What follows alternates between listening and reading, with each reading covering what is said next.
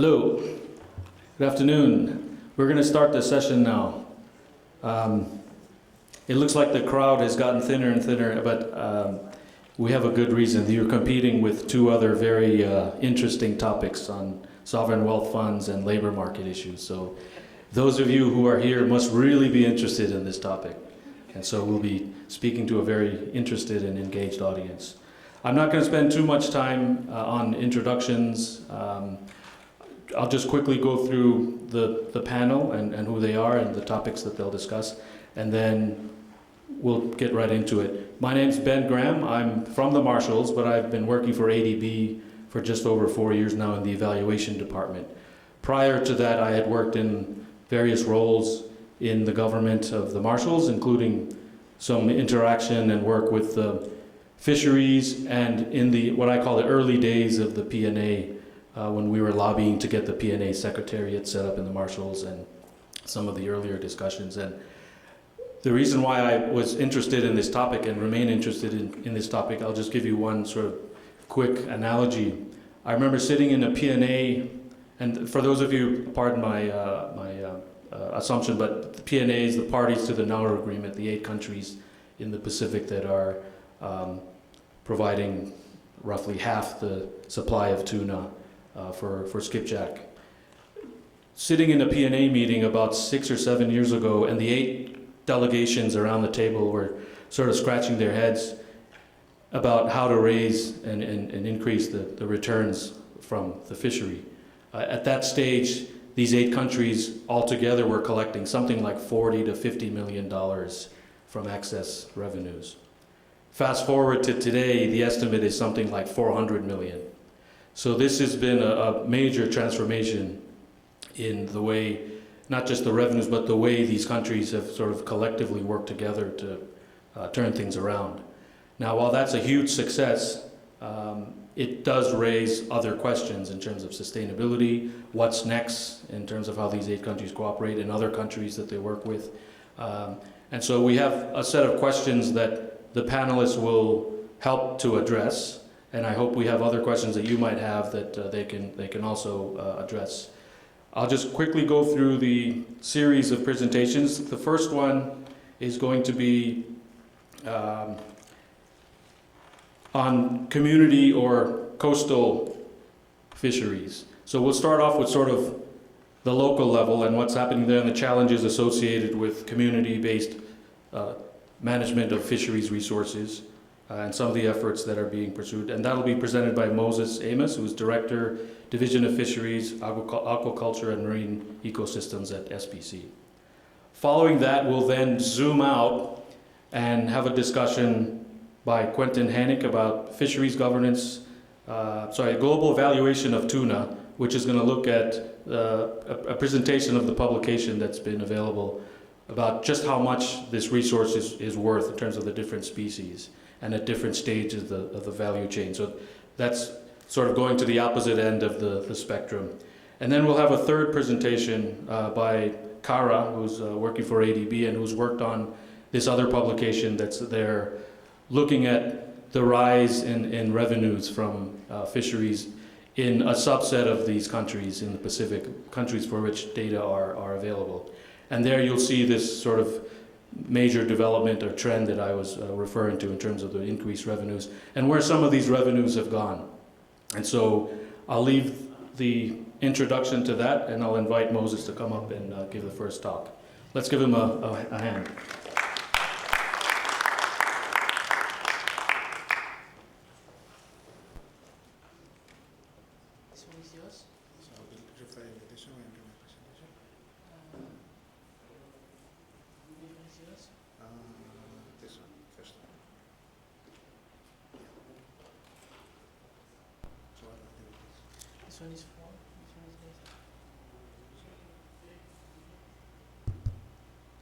Okay. Thank you, Chairman. It is a difficult time of the day where you're doing presentations, so I'm just going to ask you to stay awake. So this presentation will be in 3 parts, but before I do that, I'd like to thank ADB for making it available for me, for SPC to be represented at this conference. The presentation will be in 3 parts.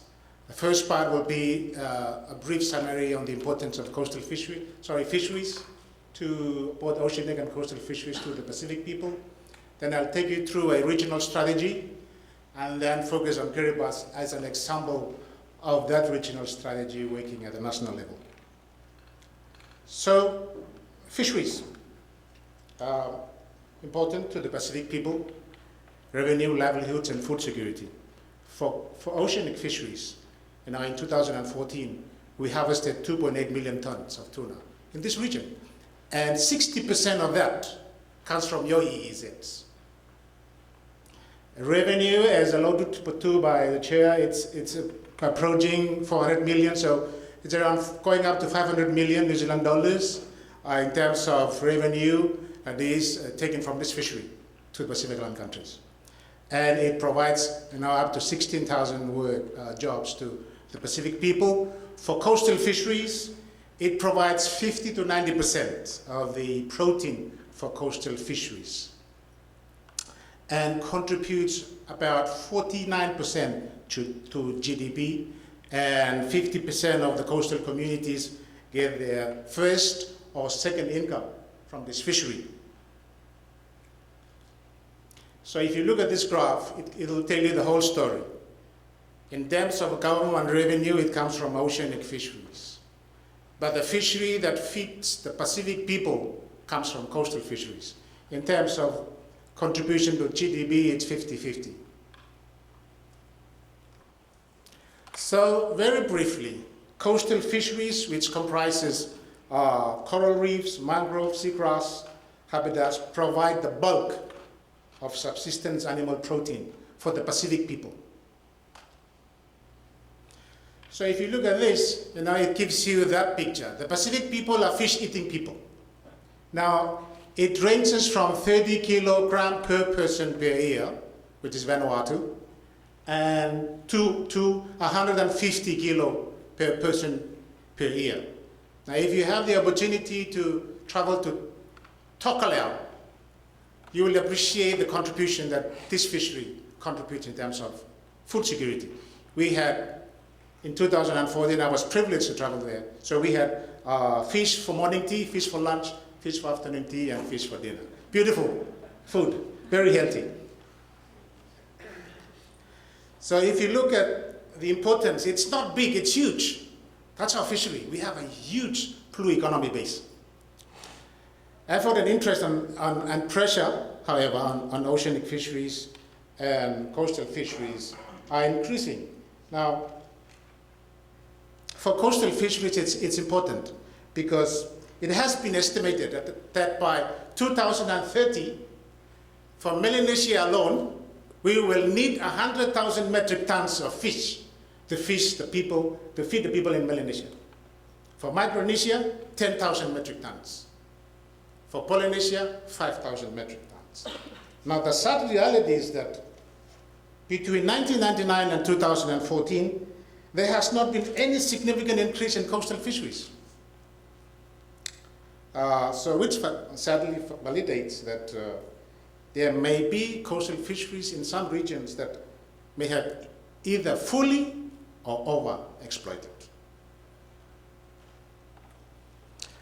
So for coastal fisheries, we need a new song, we need a new approach. And now more of the same is not working to address the decline in coastal fisheries. So we have a new song. We need to sing a new song that represents regional approach to community base. We need to take that fishery back to the people that depend entirely on this resource, and that is community-based coastal fisheries management.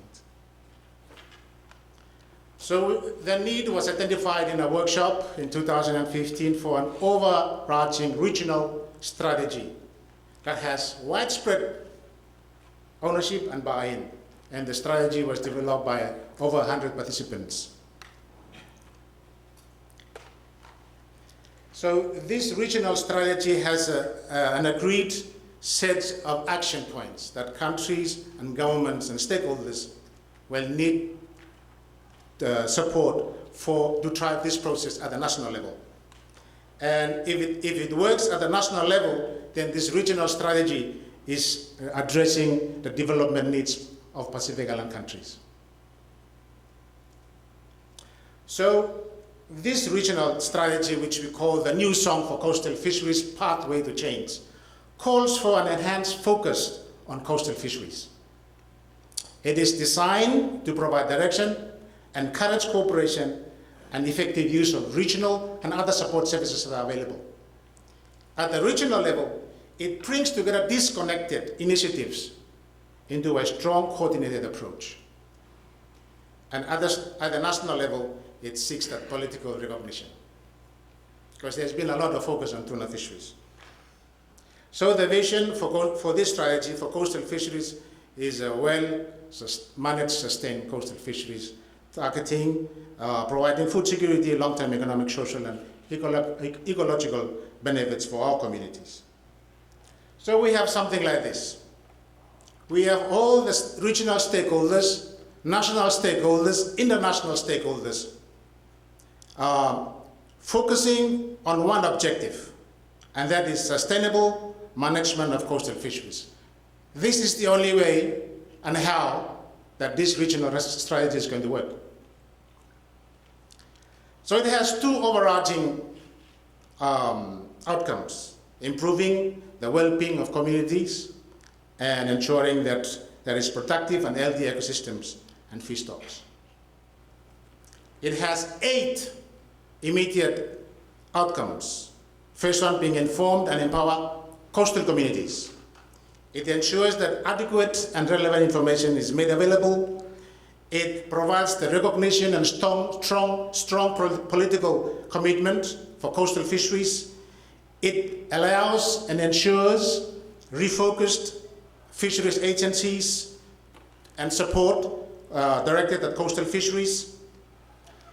It provides a strong and up-to-date management, policy and legislation and planning for coastal fisheries. It ensures and allows effective collaboration and coordination between stakeholders and key sectors of influence. It enables equitable access that focuses on benefits and decision-making of coastal fisheries, including women, youth, and marginalized groups. And it allows diverse livelihoods to be initiated that reduces fishing pressure on coastal fisheries. So now I'm going to take you through the Kiribati as an example of how this regional initiative is being implemented at the national level.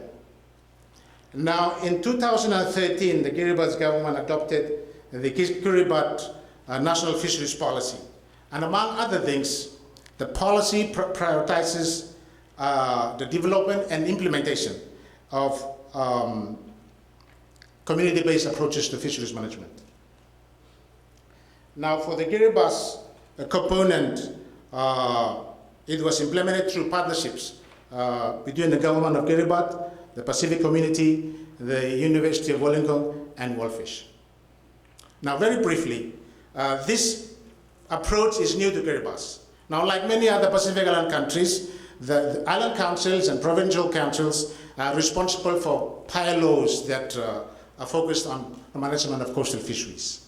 The fisheries ministries are responsible for legislation, export permits, and management options.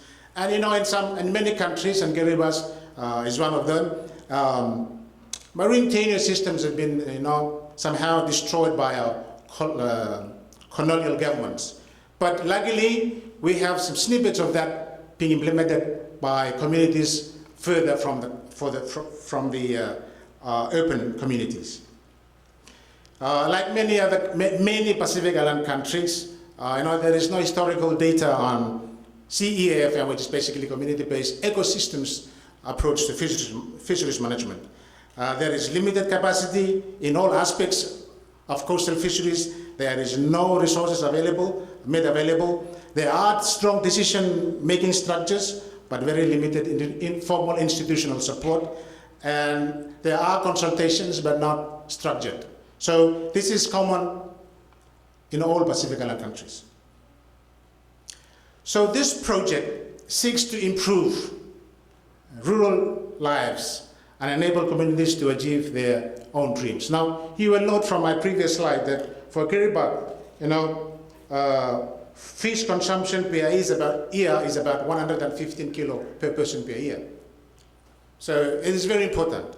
Now, this project works with communities in all levels. You have the village, the island council, and the national level. So it's like a bottom-up approach, taking the communities up to the national level. So, in line with the new song for coastal fisheries, this project empowers communities in 4 ways, but particularly for Kiribati.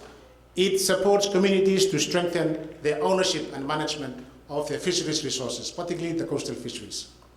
It strengthens the capacity of communities to identify challenges that exist within the management of their resources and to develop their own management policies on how they want to manage their resources. It strengthens a community capacity to collaborate and implement their own management plans and where necessary, work with Island Council to enact bylaws to manage the coastal fisheries. And it strengthened partnership between communities, Island Council, and government. So, very quickly, the outcomes of this project include strong relationships, community, Island Council, government, stakeholders, regional institutions, organizations like SPC. It increases profile of the importance of community-based ecosystems approach, the importance of empowering and proactively engaging communities in the management of their own resources, the resource that fits them. It also looks at capacity building of volunteer network, because coastal fisheries at the community level, it's volunteer. It's not a paid job, apart from fisheries staffs. It provides multiple workshops, training, and local media and regional institutions like SPC briefings. So those projects, regional institutions that are involved in this project. And it provides the opportunity for management plans to be developed for 5 communities in Kiribati. And also there are research outputs. So distinguished delegates and participants, very quickly, thank you for your time. Thank you, Moses. If we can invite Michael to now make the next presentation on a global valuation of tuna. And I'm sorry I didn't introduce Michael fully. Quentin. Quentin works as Fisheries Governance Program Leader at the Australian National Centre for Ocean Resources and Security. Thank you. Thank you, everybody, and thank you, ADB, for allowing me to come. And I just wanted to follow on from Moses' presentation by, that's one of the most inspiring projects that I've been working on, very much in terms of empowering communities to determine their own future. And I think that's really important, because a lot of the time we end up with experts coming in and they have their own ideas about how things should be done. And the fundamental basis of that community-based approach is that the people determine their own future and the people determine what's needed. And also the importance of working both up and down, not just at the bottom, not just at the top, but wherever you need to work. Anyway, I'm here to talk about Netting Billions, which is a global valuation of tuna. I'm actually giving the presentation on behalf of the Pew Charitable Trusts. I was not actually involved in the development of this report, so I'm not an expert on the report. I work a lot on tuna. But I do some consulting work for Pew. So Pew basically asked me to present on their behalf because their person was unable to attend due to a clash with the P&A. So I'll present on their behalf. It's a really important report because it basically provides the first global estimate of the value of commercial tuna at the value of the dock and also the retail. A lot of the time when we do values of tuna, we do them at a landings point. This goes right through to the retail point. The results are particularly important to the Pacific, as the Pacific is home to the world's largest tuna fisheries. For those who haven't heard of the Pew Charitable Trusts, it's an international non-government organisation based in Washington, DC, with offices and staff around the world. and it works to improve public policy with a focus on several areas, including health, economics, environment, and democracy. The study itself, the basis for the study was produced by Poseidon Aquatic Marine Resources Management, which is a consulting group, and they were basically tasked to go off and collect a lot of this data. Anybody who's worked in the Pacific on any projects relating to fisheries, or I suspect education, health, environment, knows that often getting the data is quite difficult itself. So I think Poseidon gets a lot of credit for doing a comprehensive review. The study found that nearly 5 million tonnes were caught commercially in 2014, and the dock value, the amount paid to the fishers themselves, was around about $10 billion. The actual total amount that consumers paid was over $40 billion. $40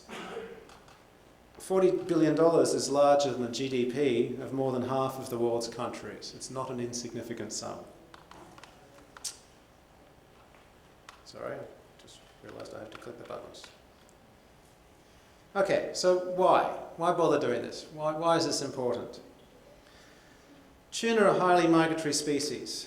It's not possible to manage tuna by yourself. It's not possible for one coastal state or one flag state or even one market state to simply determine the management of tuna. It always requires a collaborative effort because tuna are migratory and they range across a number of different EEZs and always generally include a lot of different flag states and stakeholders.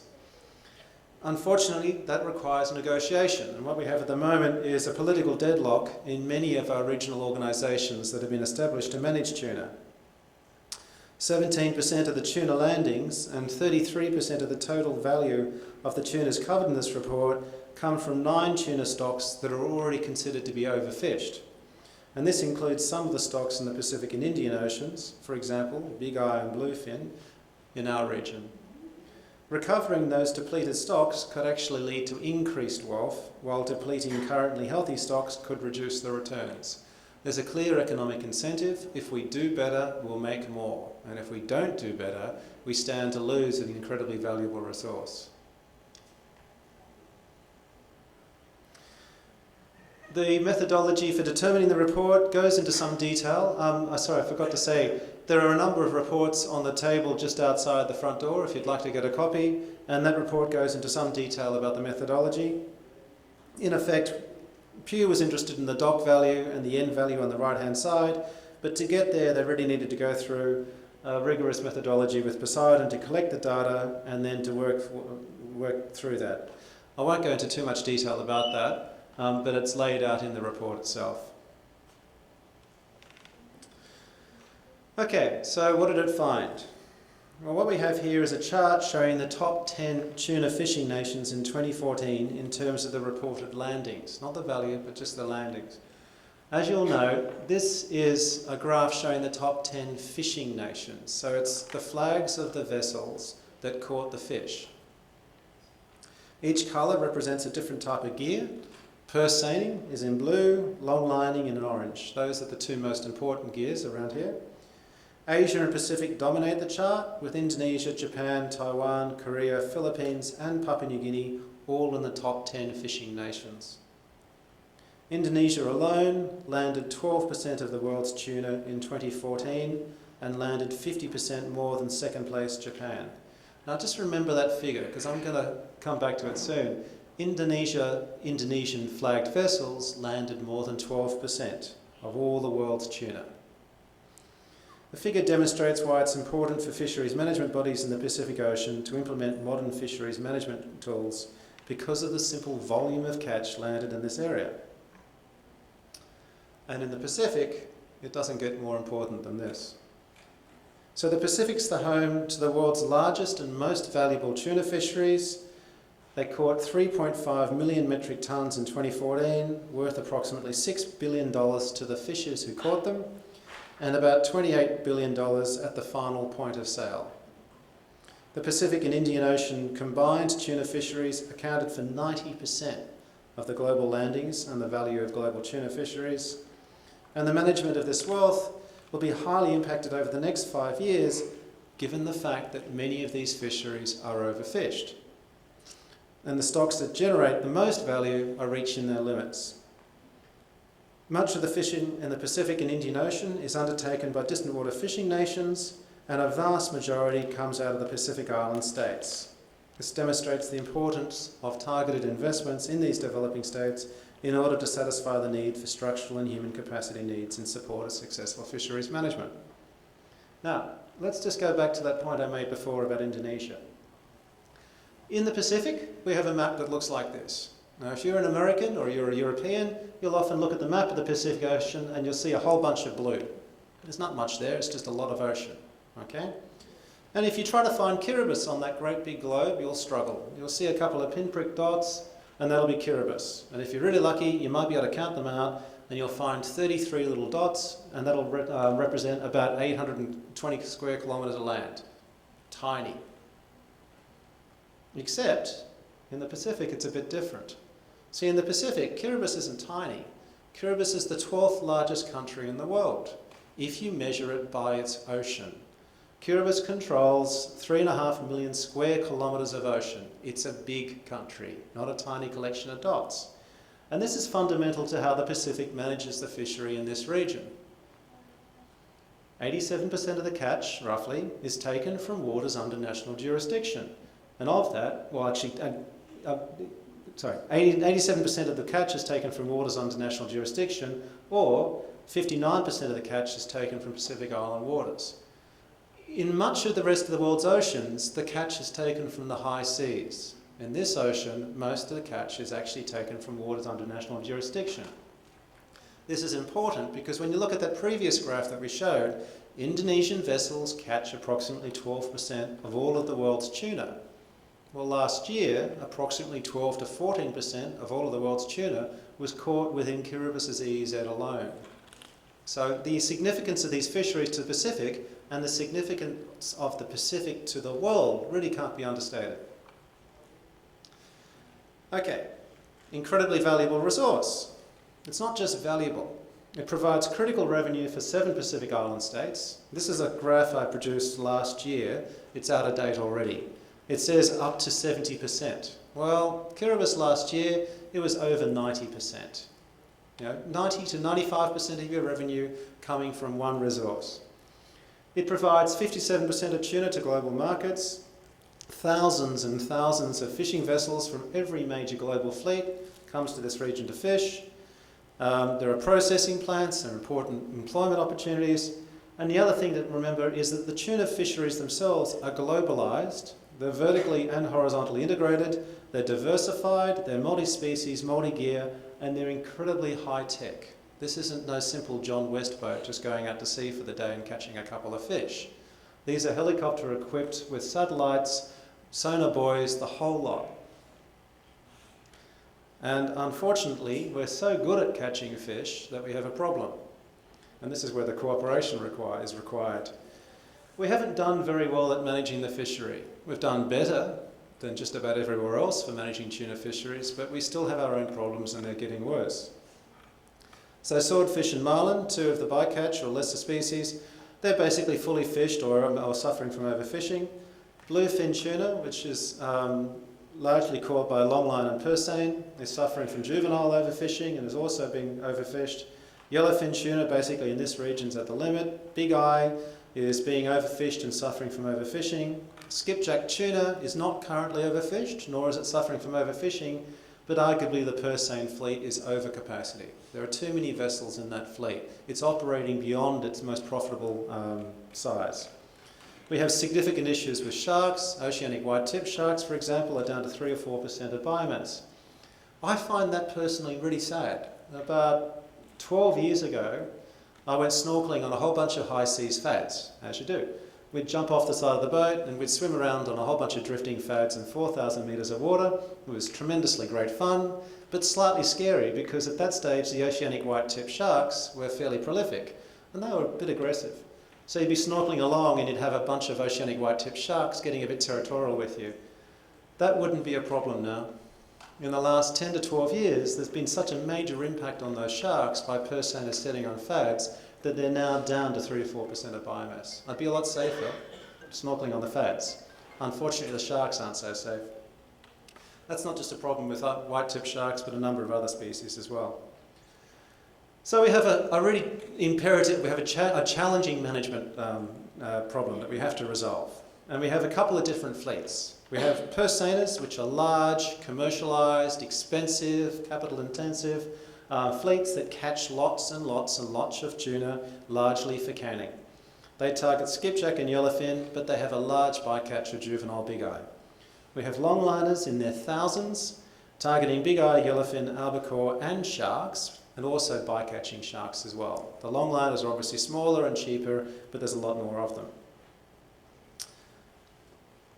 The Pew study did the same sort of analysis at the global level, and basically identified that purse seining accounted for 67% of all the landings worldwide and accounted for the majority of landings in each ocean. It contributed to 46% of the overall dock value and about 60% of the overall end value. Longlining was the second most important gear, accounting for about 11% of all landings, but that translated into about 30% of the overall dock value because of the high price paid for the species caught by longline. The values attributed to the longline fishery are greater than the proportion of its landings, also because a lot of that fish is adult and being landed for sashimi markets as well. In the Pacific, I did a quick breakdown last night. The database that comes out every year was just released about a week ago and included the 2015 data. Generally takes about 6 months afterwards for the data to come out. So I quickly produced these two things last night to show you the breakdown by coastal state of how much fish is caught where. As you'll see, a lot of the longline fishing occurs on the high seas and also in the EEZs of Kiribati and Solomon Islands, Indonesia and Japan, for example. Whereas the purse seine fishery, a lot of the fish is caught in Kiribati and Papua New Guinea and to a lesser extent in the high seas. So we have a much, much greater share of that catch being taken in the EEZs, with the Pacific being very, very strong. The Pew Global Study also broke down the landing and value sorted by species. I don't know if you can actually read that. Top is skipjack, middle is yellowfin, bottom are bluefin species. So skipjack and yellowfin are the two species with the highest total values, despite accounting for only less than half of despite accounting for only less than half of the landings. Yellowfin value to fishermen is approximately equal to that of skipjack, due to the nature of the yellowfin, that you can actually sell it for sashimi and for frozen and fresh. Unfortunately, all three species of bluefin are overfished, and we're now at a stage where Pacific bluefin has been fished down to about 2.6% of its historic unfished biomass. That's not where you want to be for a fishery. These are all conservative estimates. Obviously there's a whole bunch of other values to these fisheries that you would get as well if you went more broadly, but it just basically gives you a bit of an idea of just how valuable these fisheries are and how important they are to global economies and, more importantly, to Pacific economies. If we were to actually study the true value of tunas, as opposed to just the commercial values, we're likely to get a much higher value. You know, if you look at sport fishing, subsistence and artisanal uses, ecosystem services, etc. Anyway, so what we're basically seeing here is that targeted investment into data collection and reporting infrastructure and human resources would not only improve these monetary figures, but would also improve our fisheries management efforts. So, we saw the slide before about some of the management challenges. What do we need to do to protect this value? Well, we need measures in place to protect the value of the stocks given the strong demand. The path forward needs to include harvest strategies with science-based catch limits and recovery plans for depleted species and reforms to the fishing gears that we're using. We need improved fisheries management infrastructure and human resources. A good example of that is we've just seen this analysis coming up with around about $40 billion. How much money of that actually goes into the science and management? It's a pathetic sum in terms of the global value of these fisheries and how little we actually invest into their management and knowledge. In terms of the future management, we're evolving towards harvest strategies. These are pre-agreed frameworks for making fisheries management decisions with the goal of protecting the value of the fishery. They're tailored to individual settings, but they'll generally include similar elements. monitoring programs, stock assessment methodologies, reference points, targets and limits, levels of risk, and harvest control rules. This is the future of fisheries, and preserving the value of these tuna fisheries requires industry to embrace and advocate for these reforms. And I've got to point out, the Pacific community is the world leader in terms of developing the bioeconomic modelling to actually enable these sort of harvest control rules to be developed. But it's a slow, iterative process, and there's a political challenge to get this through our international regional cooperation. It's not just up to one state or one region, it really requires the buy-in from everybody. So conclusions. The 7 commercially important tunas generate about $40 billion a year and support vast fisheries in Asia and the Pacific. The Pacific Ocean is the home to the world's largest and most valuable tuna fishery in the world, and there's an opportunity to secure the future of these stocks through targeted investments by groups like ADB and other donors and development agencies. And I will leave it at that. Thank you very much. Thanks, Quentin. So that brings us right up to speed in terms of not just the global value of these different species, but some of the different priorities and challenges involved in managing this very complex resource. So our third and final presentation by Kara from ADB is going to be discussing specifically the revenues that a subset of countries in the Pacific have been realizing from improved management and cooperation on, in particular, the skipjack fishery with purse seiners for the canning market. So this provides yet another angle on this question of how to manage fisheries more effectively and get better returns in a sustainable manner. So let's hear from Kara. Okay. Hi, good afternoon, everyone. So as some of you may have already seen, there is a publication called the Pacific Economic Monitor outside with a bunch of fish on its cover, and that's why I'm here actually. It just so happens that the policy theme for this latest issue of the Pacific Economic Monitor is about fisheries, and there are four briefs on fisheries policy issues, so a couple of contributions, one from the Pacific Islands Forum Fisheries Agency, exploring efforts of FFA members to take control of their fishery and maximize the economic benefits of their tuna fisheries. Another from the Australian National Centre for Ocean Resources and Securities, which Mr. Hanich would know about, and which was covered in Mr. Amos's presentation earlier about the significance of coastal fisheries and exploring community-based approaches for food security and livelihoods with special focus on Kiribati. And there was another contribution on some options for making the parties to the Nauru Agreement Vessel Day Scheme more effective without diluting the prospects of higher fisheries revenues. The fourth brief is actually obviously what this presentation is based on. It's on the other side of the coin, so to speak. So the other three a lot of them were about maximizing earnings. And this presentation basically asks the question that gets posed to many people who win the lottery or strike it rich somehow. So what did you do with the money? This is an exercise in which we try to examine the trends in fiscal performance following the boom in fishing license revenue collections under the PNA Vessel Day Scheme.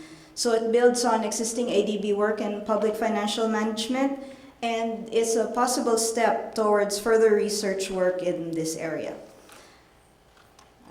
There are so many things in front of me. Okay, so first there is a long history of Pacific countries earning windfall revenues from exploiting their national resources. There's phosphate from Nauru and oil and gas resources from Timor-Leste and Papua New Guinea. There was an issue while we were preparing this brief on fisheries on whether the word windfall was actually appropriate for the fisheries resources in particular, because there is special case. In the case of phosphate and other mineral resources, you dig it out of the ground. You don't know whether there's any more left when you take some out. In this case, in contrast, and more similar to the forest resources that have been driving the Solomon Islands economy, Fisheries are a renewable resource where the future availability depends on current extraction rates. This has important implications on the ways through which the benefits from these resources could be sustained over time. If managed properly, it would be more than a windfall, in other words. So next, a very brief history, brief and sketchy, I suppose, history of the Vessel Day Scheme.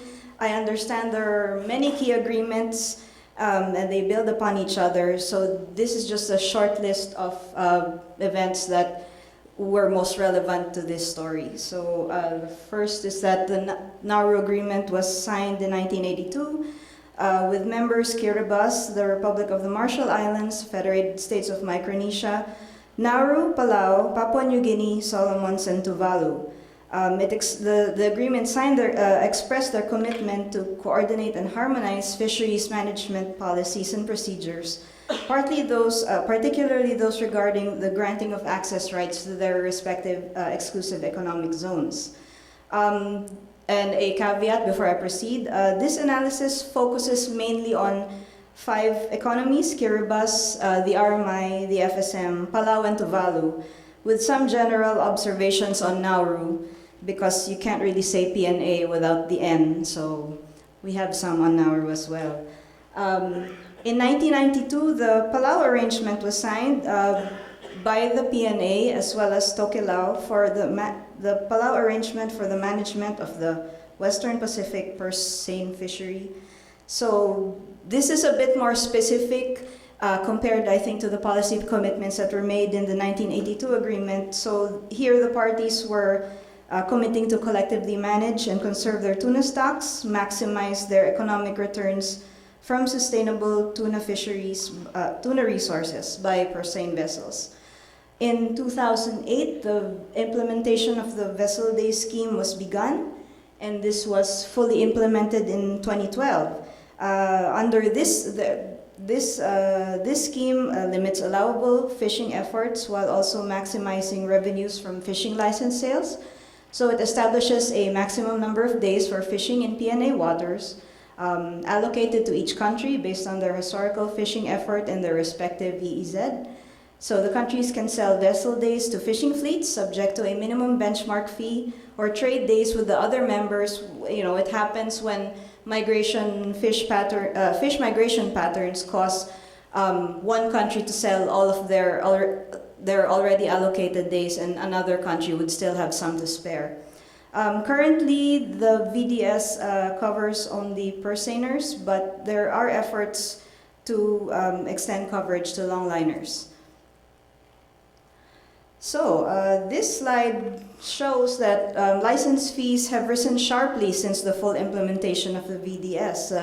Cost per vessel day sold within PNA EEZs used to average about $1,350 per day in 2004. About 10 years later, it reached as much as $13,500 a day. So this has in turn led to huge increases in license revenues going to PNA governments. There's a twofold increase in average fishing license revenues across the 6 countries covered in this brief. Between 2012 and 2015, that would be compared to the previous 4 years, 2008 to 2011.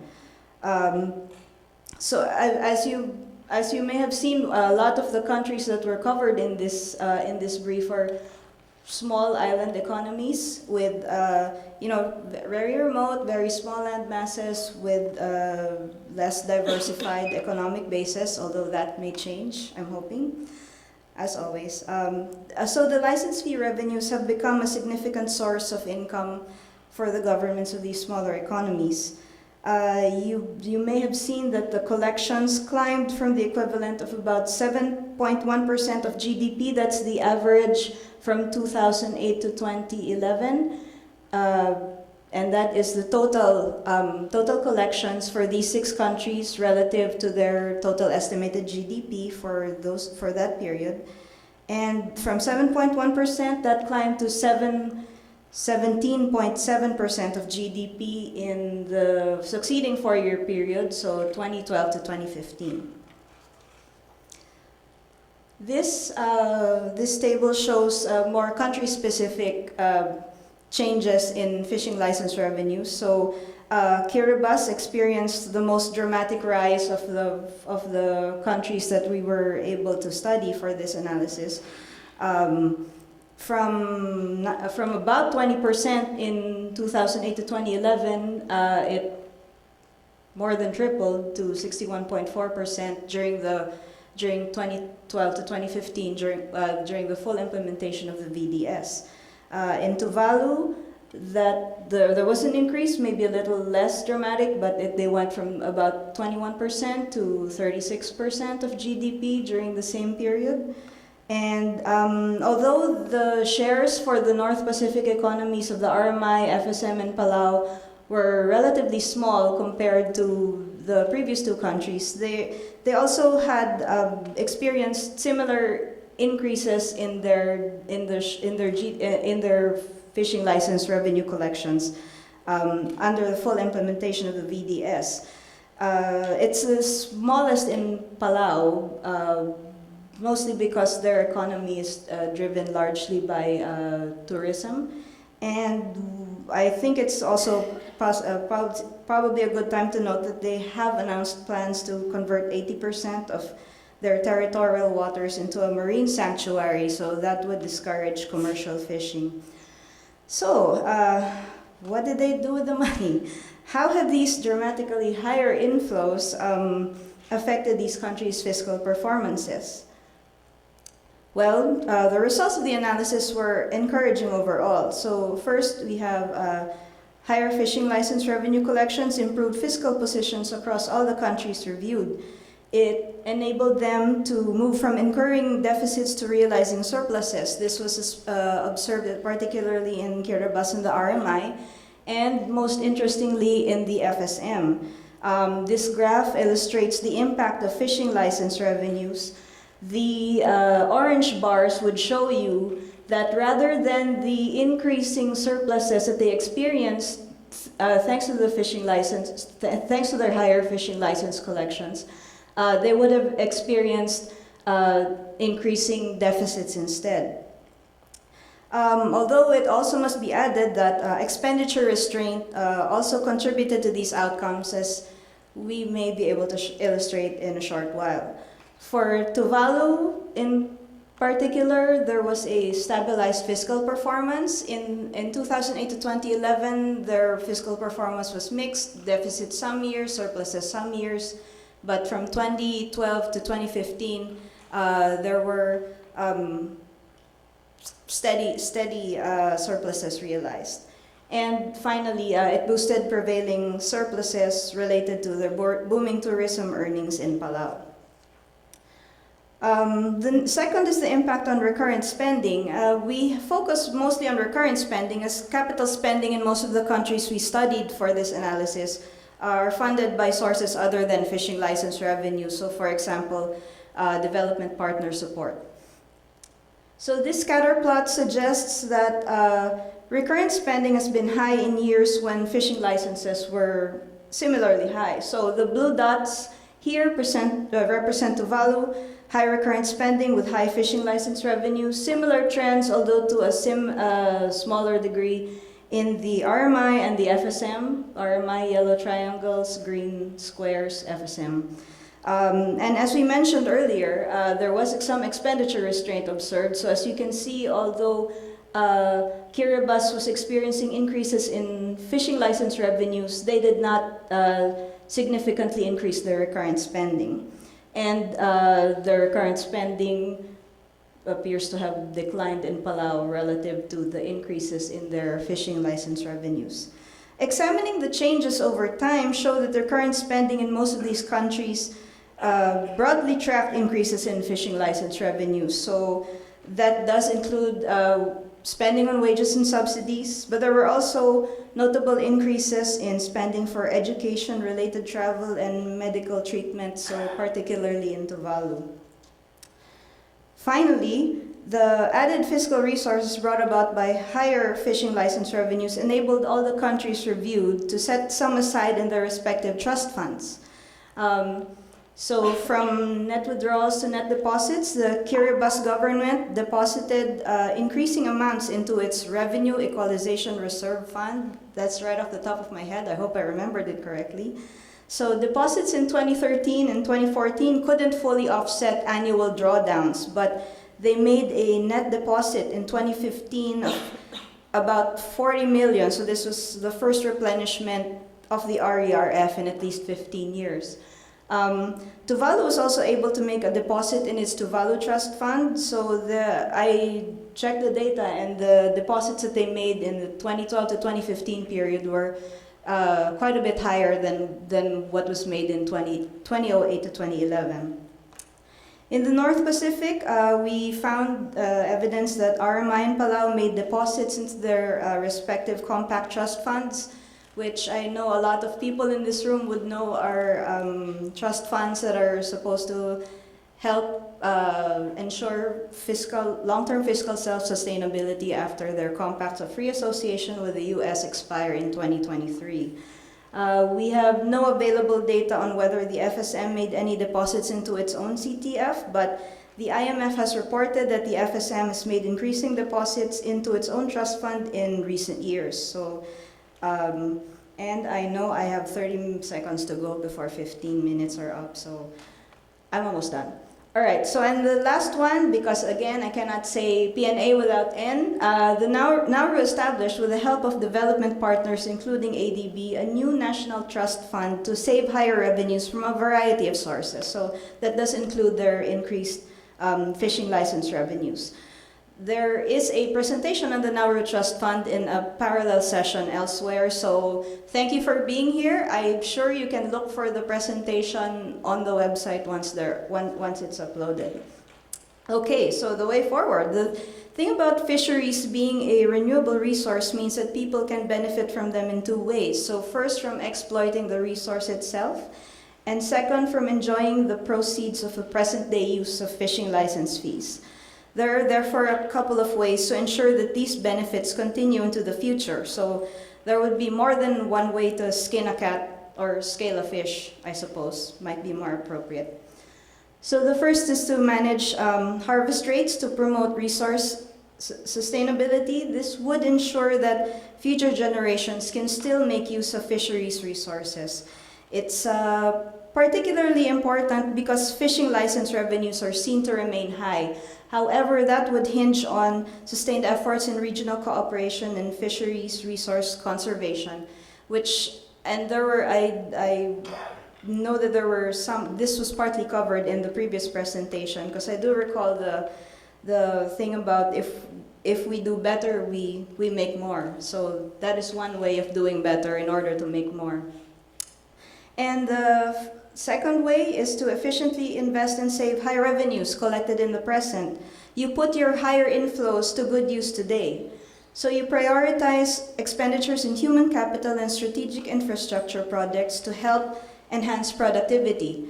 However, we also have to note that operations and maintenance of existing public infrastructure should also be prioritized. It's been noted as a chronic gap in public expenditure in quite a few Pacific economies, including in a session this morning. So this would help prolong the useful life of these assets. Finally, it's there already. All right. Finally, properly managed trust funds remain a useful mechanism for improving public financial management, as well as resilience to volatility in export revenues and fish harvests and disaster-related shocks. So by properly managed, we mean funds managed in accordance with the Santiago Principles, so having a governance structure that is politically independent and reasonable and strictly enforced rules for withdrawals and transfers to the national budget, among other things. And those would have been covered in another presentation in a parallel session, so please do look out for the slideshow on the website. So you can download the full text of our analysis through this link to the Pacific Economic Monitor and check out the other issues while you're at it. If you might recall, at the start of my presentation, I said that the work done in the monitor is in contemplation of future research. So any thoughts on future work in this context would be most welcome. So that concludes my presentation. Thank you very much.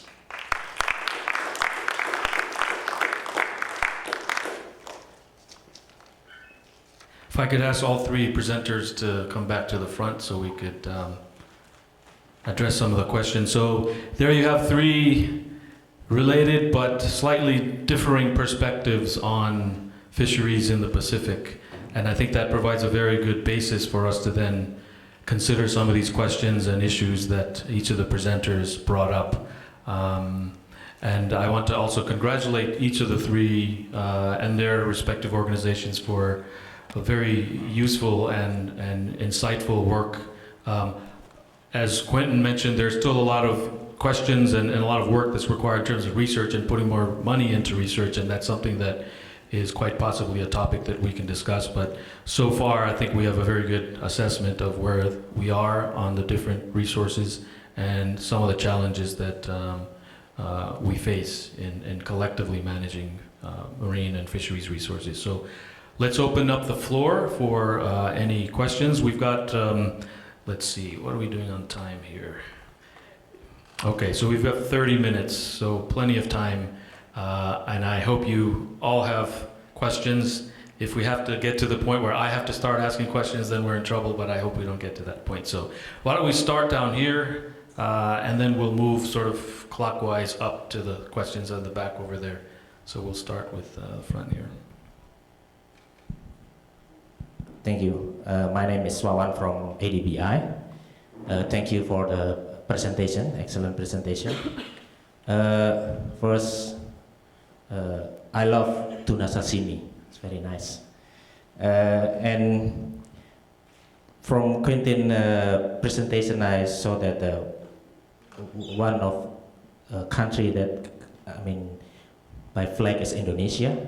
But my understanding, unfortunately, we cannot find tuna in Indonesia market. It's very rare, and I believe it's exported to other country. But the issue, my understanding issue in ASEAN is about the illegal fishing or illegal fishery.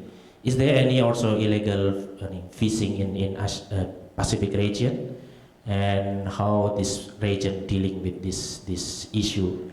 My understanding also in ASEAN, we got help from Norway, I think from Norway government to use the technology, because you also mentioned this, I mean, fisheries using very high technology, so we catch up with that technology.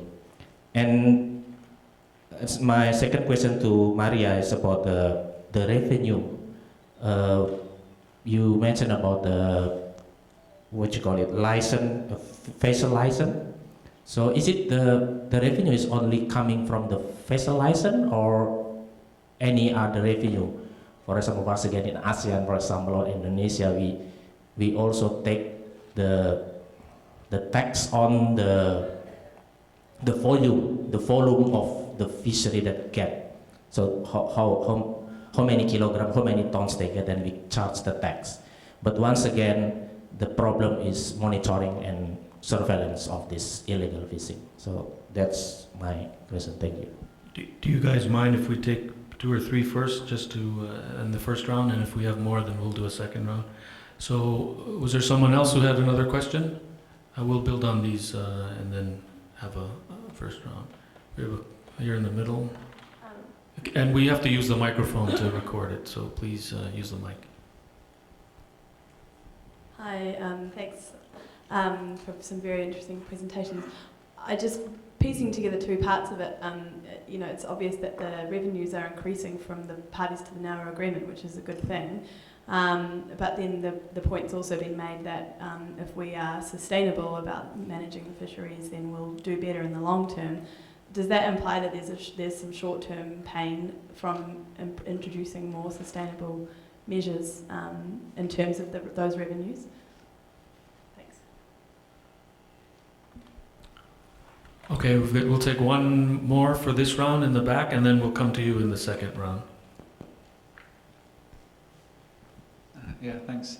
Wanted to thank all of the presenters. Excellent presentations and really interesting topic. I had one question was very specifically for Quentin.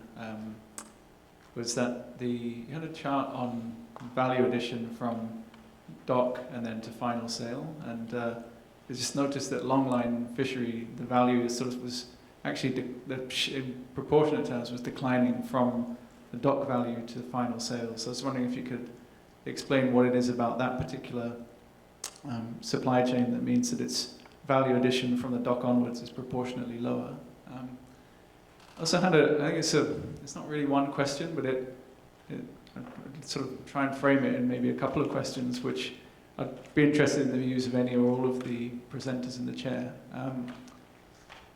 Obviously, the Pacific Islands, their share of the value has increased, but when we look at it in terms of shares of GDP, it's maybe not the only way to look at it. We should also be thinking about the share of the actual value of the resource and whether that's consistent with ownership and sort of rational maximization. I guess the question is, to what extent is there a consensus on the share of the value of the resource that the Pacific Islands could capture if they collaborated, like in an optimal sense? And then what would it take, to the extent that they're not capturing that value now, what would they need to do collectively to actually achieve that? Okay, so why don't we stop there, ending with the billion-dollar question. So we could start from that side. Quentin. So I thought I'd answer those questions. How about that? Excellent. All right, I'm actually going to start from the end because the value of the fishery is an interesting point. When we talk about the returns increasing 300% for Kiribati, for example, we talk about how much money Kiribati gets paid by largely foreign vessels catching its fish and then selling them, and the vessels are the ones who obviously make most of that value.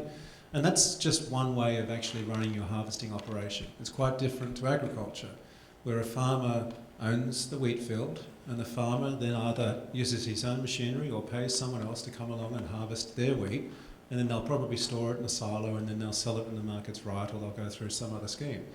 Fisheries, we don't do that. Fisheries, we sell a license to someone else to catch all the fish and make all the money from it.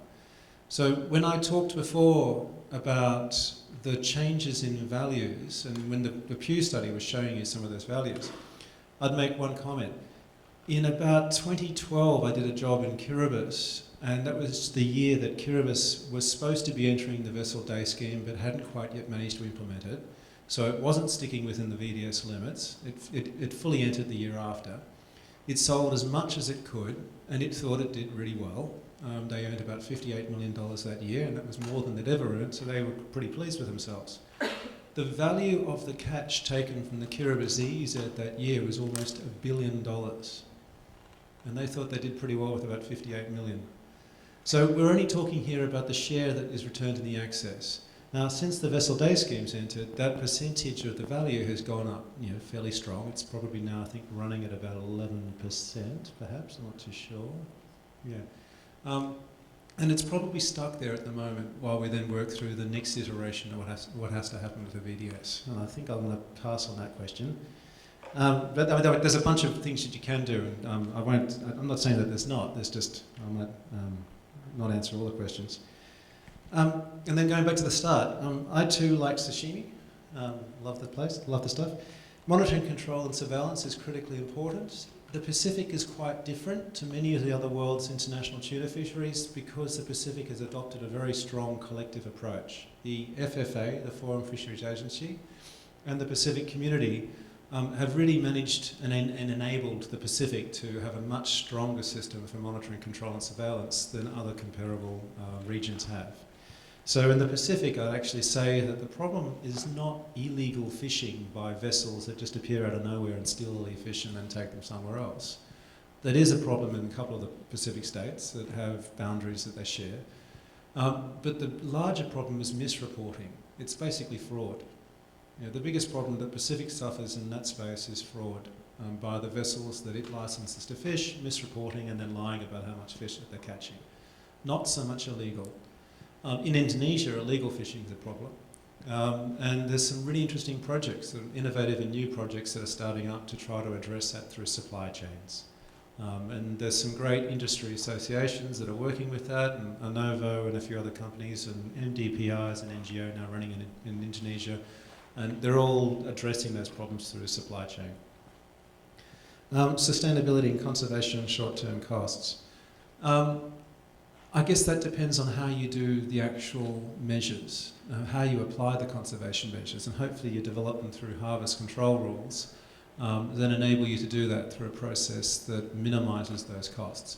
At the moment, I'd say for albacore and longline, we're well past that, and what we now have is a fishery that isn't overfished and isn't yet suffering from overfishing, but has simply too many vessels fishing too much, and it's gone past its profitability. So many vessels that aren't subsidised with fuel subsidies simply can't afford to fish. So a lot of these costs are inherent in our current practice, and we need to change that to re-bring that profitability back into the fishery. And I think the last question I was supposed to answer was the value. The value for the longline. If you read the report, there's a bit of a quirk in there with the canneries. So longline doesn't produce catch for cans, only for frozen and fresh, whereas purseine includes other values that go into the cannery. And that's why there's a bit of a drop in its percentage for longline compared to purseine.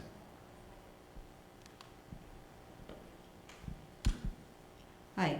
Okay, so for the first question on whether revenues are really just on fishing licenses, yes. As was described earlier, it's really just money that gets paid to the government for the fleet to access their waters, because the fish don't necessarily reach land at all. They can get processed on the boat. So there's no customs or no warehousing or stuff that I might have known off the top of my head when I was working in trade, but I'm not anymore. So yes, so it's really just the access. However, maybe some of the figures that we reported might not have been just for purseine, because it really depends on the economy reporting. It might be for other forms of fishing gear as well, but it really is just for fishing licenses. And for David's very thought-provoking question on the share of value and what the Pacific can capture, we actually had a heck of a time trying to figure out how much were the fish stocks for the front page of the monitor, and I don't think that issue was ever really resolved, because we couldn't. This is a bit out of our purview, and so we couldn't find the resources necessary. But as far as capturing value goes, I do know that loining and processing has had limited success, because you need land, you need support facilities, you need infrastructure for that. So maybe for the smaller economies, some alternative approaches may be needed. I can't think of anything right now, but perhaps this sort of thing may still be viable for the larger economies like PNG or Timor, if there will be, it's possible, right?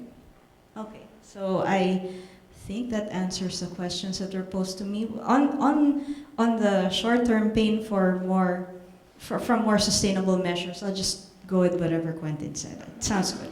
Thank you. So I think if you could just mention something on processing. Between 2012 and 2014, the processing of fish caught in this region has doubled. It was estimated at 2014 to be around 210,000 metric tons. Now, despite the growth, this only represents 10% of fish caught in this region. So I think there is still that scope. But again, depends on space and resources and infrastructure that are needed to process fish. Thanks. And I'll just add a couple more points on some of the issues. I'll give you the first question that came, whether there are other types of fees that can be leveraged on the value of the fishery. That's a big question in a lot of the countries. So in my country, there's a lot of transshipment going on right in the lagoon, right? So hundreds of millions of dollars are going from purseaners into motherships and then steaming off somewhere. And a big question that the government is raising is, you know, we want some of that, right? Not just the money from the vessel days, but right. So this is a big question. As we speak, the PNA is actually meeting in Kiribati, and this is one of many questions. This question plus the bigger question about, you know, capturing a larger part of the overall value of the fishery. But these are very difficult questions, and you know, you've got 8 delegations sitting around the table, so it's a complex process of addressing these questions. But it's a situation where in the last 6 years, you know, a lot has changed, but you've got now a whole other set of questions that you need to address, and these are among them. Well, one of the other things that I think is interesting, because we talked about monitoring and surveillance, 6 years ago, there was sort of a promise that if we get more money, we're going to invest more in monitoring and surveillance to sort of protect the goose that lays the golden egg. I'm not really sure if that promise is really playing out as we speak, but it was there. So let's take another round of questions. We'll start off at the back row with the gentleman there, and then Emma in the middle.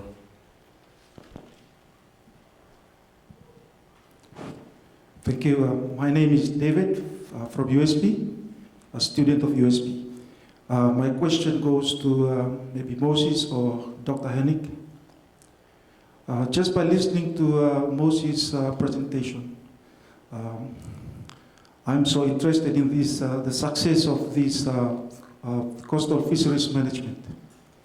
Now, if we look at this model or approach of coastal fisheries management and try to apply it to the offshore fisheries management, I can see a gap there. I think one of the difference that you can see there is that in coastal fisheries management, you involve the government, the stakeholders, NGOs, and the fishers themselves. But if you look at the offshore fisheries, tuna fisheries management, I think the missing link there is the involvement of the industries.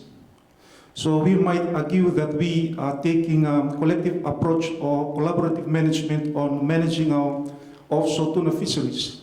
But my argument is that it's only a collective or collaborative management approach top-down. I think what I'm trying to say here is, what about if we try and involve the bottom-up approach? Like we involve government officials from PNA or FFA, but also we include the industries, especially in the formations of conservation management measures, rather than just approving the conservation management measures ourselves and imposing them on the fishers themselves. I think this would help in the compliance issues. Thank you.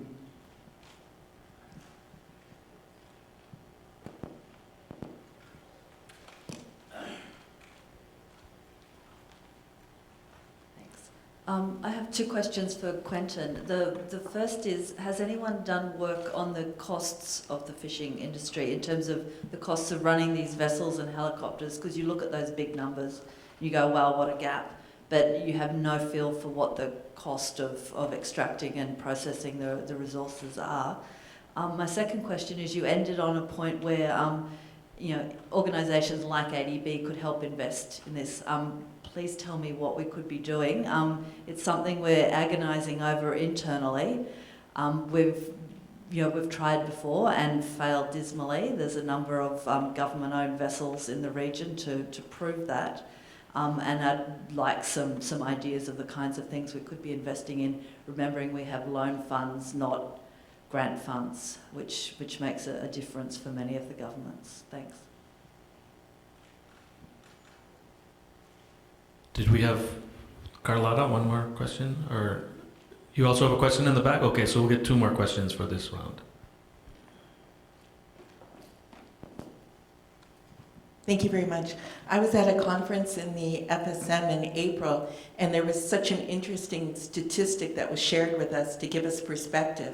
And if you take Micronesia and you place it over the United States, you can see that it's bigger than the United States. So then we were asked to imagine that the United States with 300 million people and 320 million, and Micronesia is like at the 400,000 number. And then there's 3 patrol boats.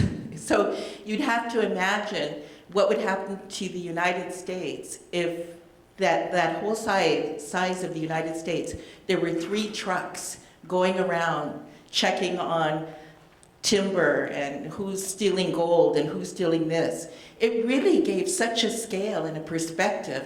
So I really appreciated Quentin's example that Kiribati is the 12th largest country.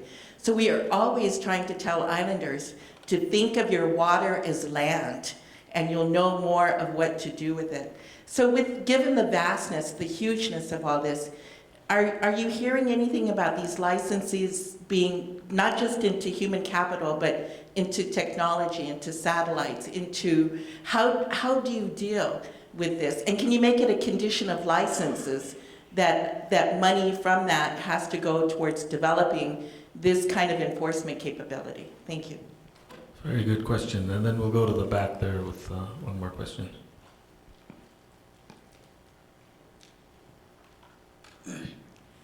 Thank you very much. My question was relating to VDS, and I understand that VDS that was currently practiced now was mostly done on the Pesena fisheries. Is that right?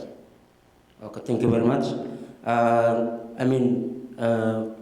I also understand that some Pacific Island countries are looking at implementing VDS for longline fisheries. So my question, was just a simple question.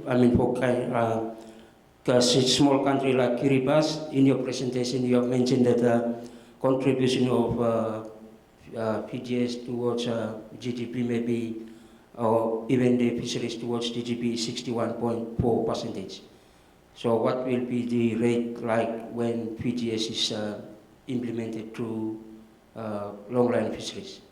That's the first question. And the second question was regarding to one of the recommendations you have been made in terms of investment and save efficient or something like that with fund.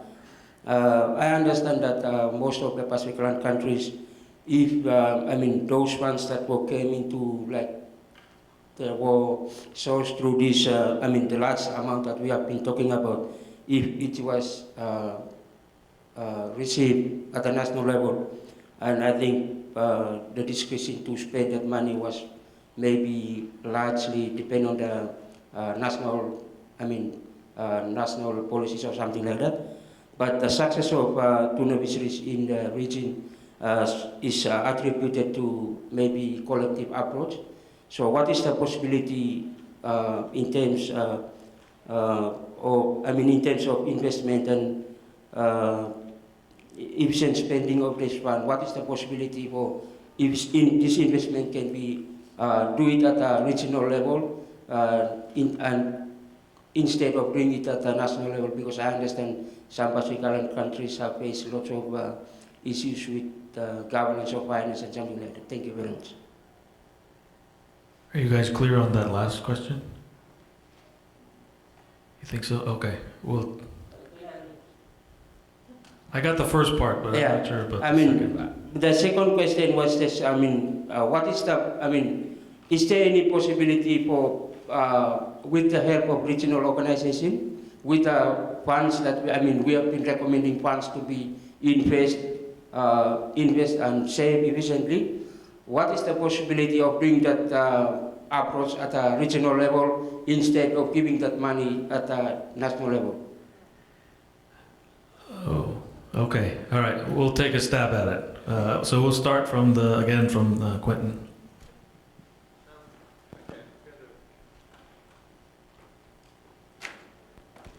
I'm going to work through those questions from start to finish. Okay, so the first question was a really important one about what are the costs? What are the opportunities for actually increasing the benefits for Pacific Island states, for example? And that obviously requires that you understand how the business operates and what the actual costs are and what room there is for taking further resource rent out if you want to run through foreign owners, or what opportunities there are for engaging more deeply into the supply chain, for example. And P&A's done quite a lot of work in that. I've seen some of it, and a few other organisations have done quite a fair bit of work on that to try to identify how much more room there is to charge more, for example, for foreign fleets. And when skipjack prices were at their height, around about $2,300, $2,400 a tonne for skipjack, for example, there was a lot of room. And Transform, the CEO of the P&A, was delivering fantastic presentations around the region with spectacular graphs showing these massive super profits that the purse seiners were making to support the argument that the P&A needed to become tougher, needed to increase the minimum benchmark fee that it was charging, to look at all these different other opportunities to grab some of that super profit. And then we saw a problem, which was a lot of effort in the region, an overcapacity of purse seine vessels, and a plummet of the price of skipjack on the Bangkok market, which took a lot of that super profit out. The price of skipjack then dropped by more than 50%, and you lost a lot of that opportunity. So I think addressing the overcapacity of the purse seine fleet sort of addresses your question to some degree. And there are some really good studies by P&A and others on what the cost structure is. So I'll stop there, but there is that information. And I think the other factor that we often forget, when we're talking about skipjack and canned tuna, it's a low-cost protein. Okay, you're selling that into markets which use it as a daily low-cost protein, which means it doesn't compete just with other fish, it competes with other low-cost proteins. So you can't go too much higher than chicken, for example, or else you end up being uncompetitive. And that's a point that quite a few of the big skipjack canned retailers will make repeatedly. So you have to be realistic about that. Okay, so where do you want to spend your money? There's a whole bunch of discussions we can have about that. But I guess 3 quick points off the top of my head. The current model for how we manage the tuna fishery is one model that's basically been put on top of the Pacific Island states, and they're evolving their way out of, and that's you sell access to foreign-owned businesses to catch the fish, and then they can sell it for whatever they can get for it. And then the only point of entry you have into the supply chain is how much you can then negotiate from them. That's not the only model to do it. That's the current model that we've got. That was the point I was trying to get at with agriculture. The idea is in agriculture, you own the wheat field, you own the wheat, and you sell the wheat to the wholesaler or retailer. The harvester is just someone you hire to come and harvest your wheat, and you maintain ownership of that until it's actually sold to the wholesaler or retailer. That's another model. So there are different models to explore. I think one of the key issues for the P&A is the P&A has shown tremendous courage and tremendous vision, and it's gone a long, long way. That has not been easy, and as Ben pointed out, you've got 8 delegations having to negotiate difficult issues. And they're not the only views hitting those 8 delegations. They've got all the distant water fishing industry hitting them with a whole bunch of other views. And reinforcing the capacity of those 8 delegations to analyse and determine their own national interest is really important. And I think sometimes you get individuals who are amazingly strong and they can analyse their own national interest and bring a government along.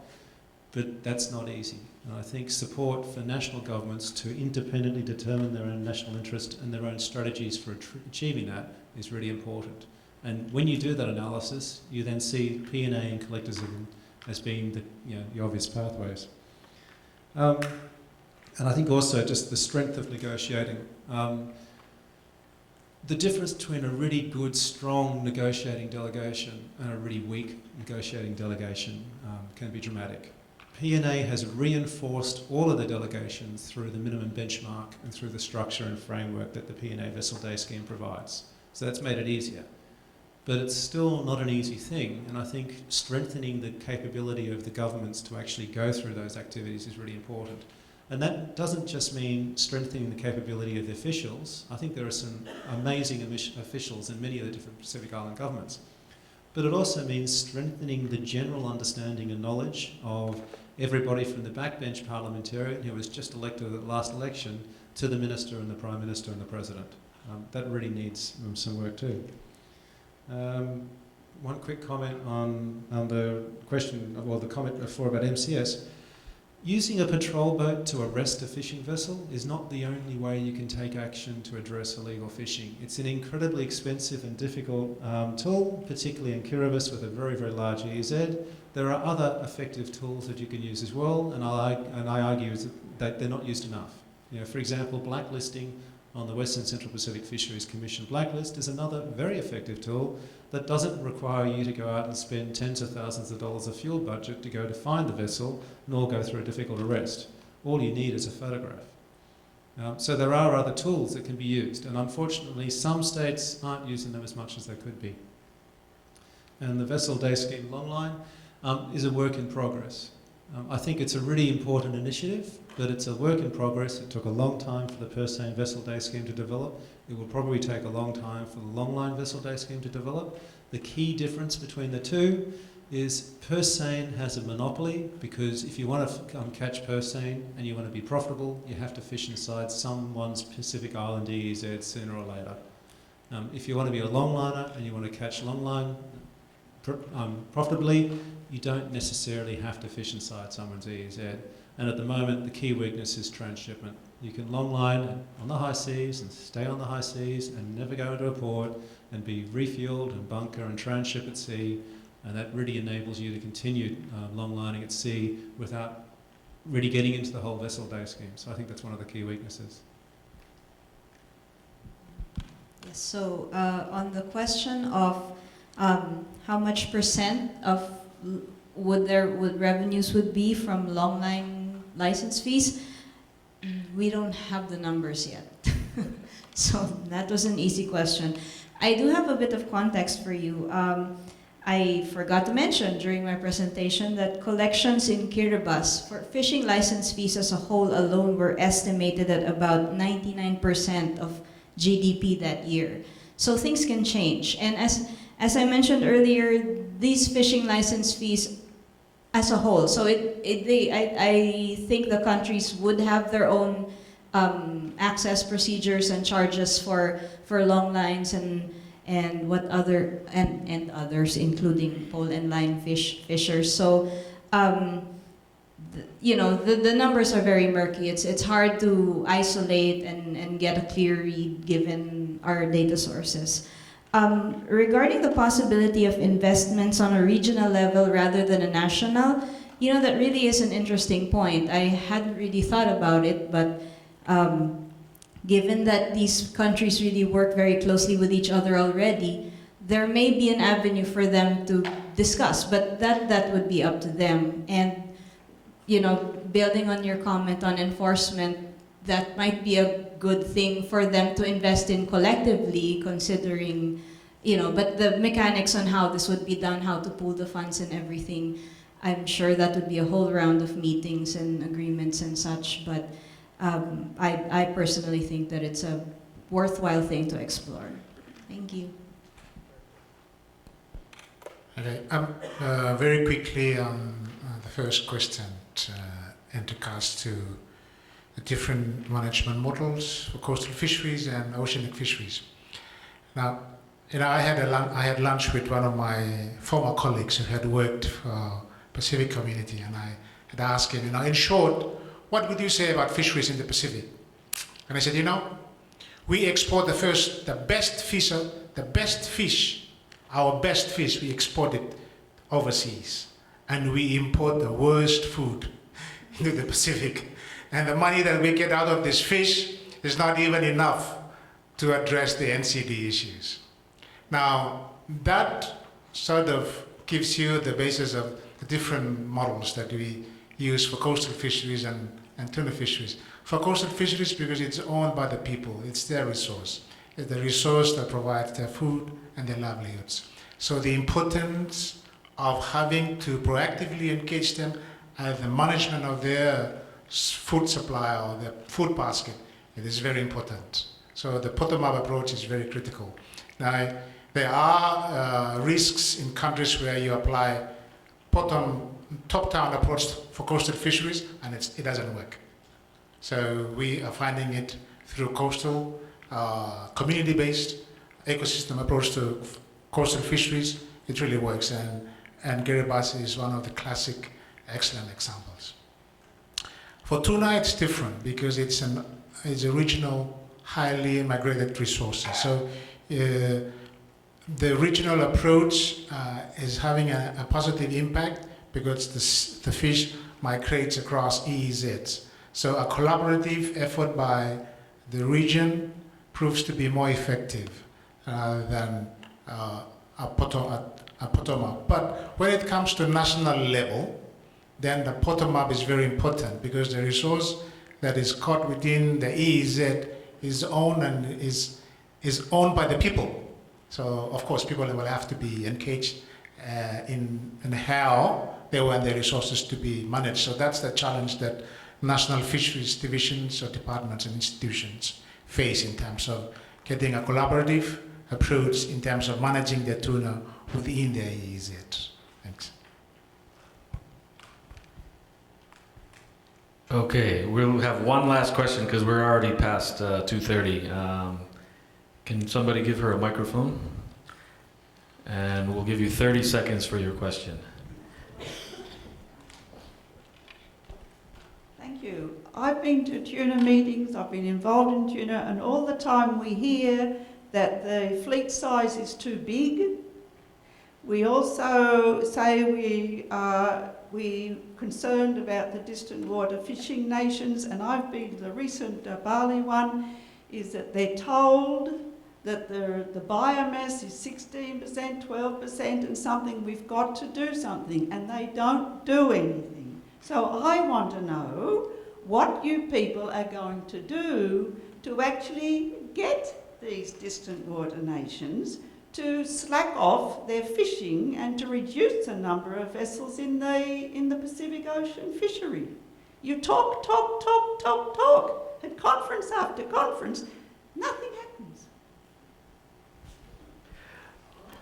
Let me just respond to that really quick. I mean, that's part of the frustration for why the P&A has really emerged in recent years, is the frustration with the fact that the institutions and existing arrangements don't address fundamental questions like that. But yeah, you're right. It's still a big concern as we speak. Some of these species are increasingly endangered. So I don't have an answer to you, but I think you're right. I mean, this is a critical question. I'll let the others address this, and this will be our last point for this session. I'd just note that I'm a university professor. I just talk. That's what I get paid to do. So in that context, unfortunately, that's all I can do. But I would note, I completely agree with Ben. I've been involved in WCPFC meetings since 2003. And I think the P&A were very strategic because they knew that this was going to hit the wall in around about 2008. And they knew in order to get some of the things that they wanted, they just had to move ahead and just do it themselves.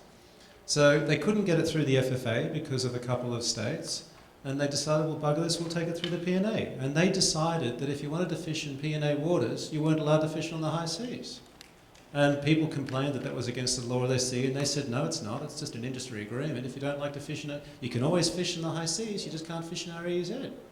And because they had the collective solidarity and the strength, they passed that. So when they got to the WCPFC, the Koreans turned up with the biggest lawyer that they could find. And of course that was pointless because it wasn't a law of the sea issue, it was an agreement between an industry and a coastal state. So there was no argument there.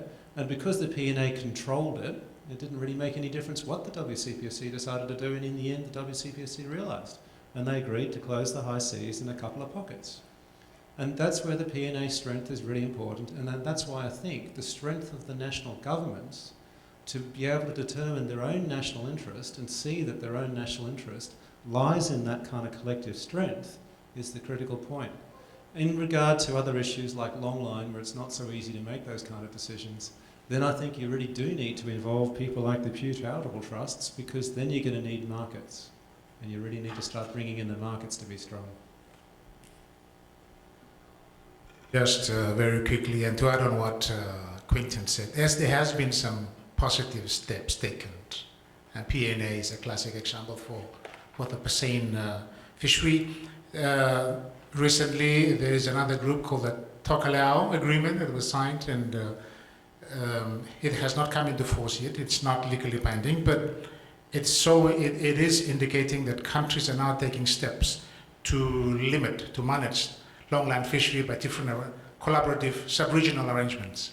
So this Tokelau agreement focuses on albacore fisheries. This is where a huge number of longland fisheries are operating in this region. So if this agreement comes into fruition and force, then you would see something similar to PNA, where there is some controls put in place for longland fishery. And a colleague from the back raised the issue of longland VDS, and it has been trialed and by a number of countries, PNA countries. Now, if it proves to be a successful way of controlling longland fishery and by increasing the value of days, then that is another positive steps in which countries can utilize that measure to take full control of their fisheries. Thanks. And with that, I hope this very interesting and good discussion on the various issues surrounding fisheries have made you all hungry, because we have tea time next. So thank you very much. Please give a very warm applause to our panelists, and we'll see you at the next session. Thank you.